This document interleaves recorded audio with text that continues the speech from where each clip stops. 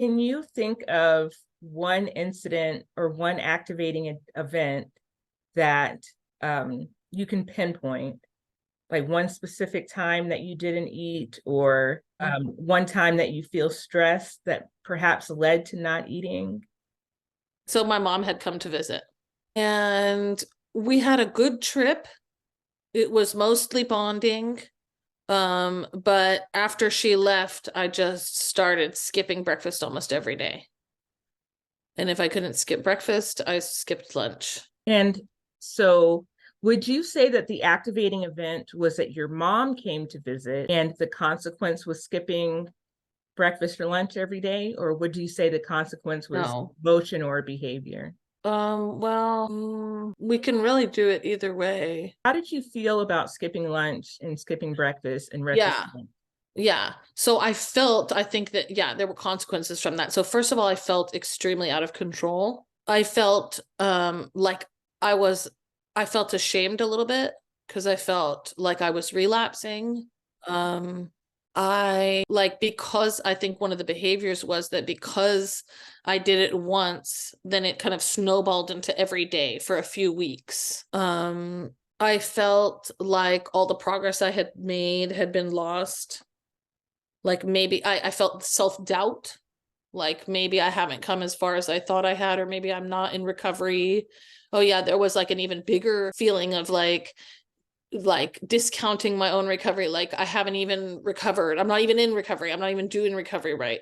Oh yeah, that was another huge thing that was going on for me around all of this stuff, is I was struggling really hard with perfectionism. Like I was really noticing that I was having other consequences or other like what felt like parallel manifestations, in that I started having this urge to get my house looking perfect, and my like this word perfect really started coming in again and again and again. And I was also doing a lot of magical thinking, like some really, and I do that a lot of that all the time, but I feel like it was just kicked up really especially hard in those few weeks with the perfectionism, was also like this magical thinking around what my life would be like if it was all in control, if it was all perfect, if it was, if I was thin, and if like yeah, and if my house was perfect. It was all just fantasies around perfectionism. Okay, all of that rolls up into perfectionism for you. Okay, Yeah. all right. So, what were you telling yourself in your head? What were your musts and your shoulds? Do you think you can identify those? Yeah, so definitely something around everything must be perfect. Like I think that there was also some around like, why isn't this easier? So that this should be easier. Or this should be easier for me now. I have quote unquote so much time behind my belt. Like, why is this still so hard? Um,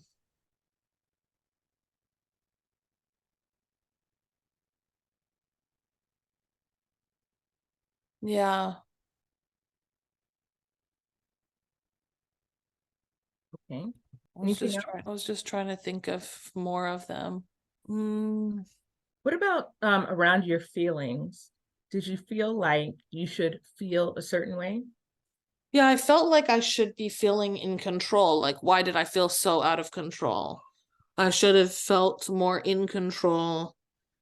I also had a lot of feelings around like not wanting to nourish myself. Like, I get this kind of defeatist, like given up side of me, like, oh, like leave me here to die. I don't even need to nourish.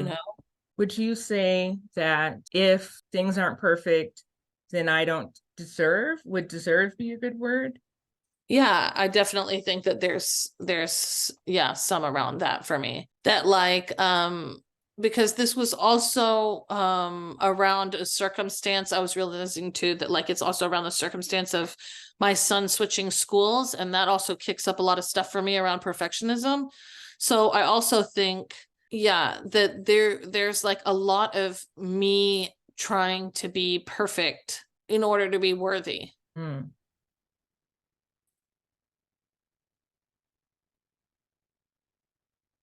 Yeah.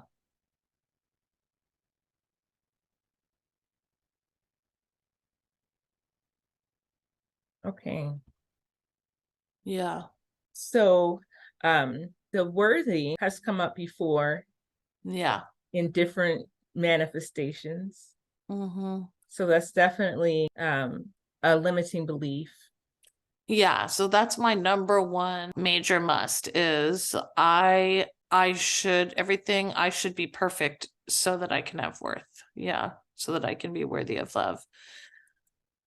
Which now I know cognitively, I know pretty much that that's not true, you know? Right. Okay. Yeah. There were just some unconscious patterns. That was good that you were able to identify all of that. So let's dispute that. And then, as you know, how we dispute our unhelpful beliefs. Well, let me ask you first off, do you feel like these beliefs that you have were unhelpful? Yeah, definitely. Okay. All right. So in the disputing, what evidence, why, must, and should, we're going to question the unhelpful beliefs. We're just going to ask questions here. We're not going to answer them yet, but we're just going to ask the Right. questions. So, Okay. so So let's come what up even with is perfect? What even is perfect? Is perfect even attainable? Do I need to earn love, or am I just worthy of it inherently? Why should anything be easy? Why should things feel in control when I'm doing something new? Is it okay? Is it okay if things aren't easy? Will I be okay? Yeah. Will I be okay, or like, can I do hard things? Yeah. Will I be okay if things are hard? Yeah.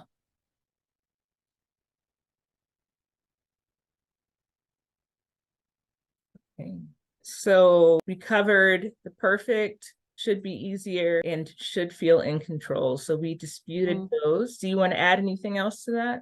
Yeah. Is it okay to be wherever I am in my stage of recovery? Do I have to be anywhere? So let's answer these questions in E. So we're just going to answer that and we're going to put that in our effective new belief. So what even is perfect? Let's answer that question. Yeah, there is no perfect. Is it even attainable? Like, I actually don't even think it exists. I think it's magical. So I don't think it's attainable because I don't think it's like a real thing. The more I get into perfectionism in my mind, or what is perfect, the more it falls apart and becomes magical. I'm as inherently worthy of love as anyone. Things are not easy, and they're not going to be easy. Why are Yeah, you inherently worthy of love as anyone? yeah, because I just deeply believe I'm worth one human being's worth of value, just like anyone else, you know? I inherently have one human being's worth of value. I'm here on this earth doing my best like everybody. Okay. So the why should anything be easy? I think, yeah, it's not going to be easy. I've had an eating disorder for over 20 years, and it's going to be hard for at least a few years probably. So it's not going to be easy. And that's okay. I can do hard things. I want to put that in there, Ebony. I can do hard things. Why should things feel in control when doing something new? Oh yeah.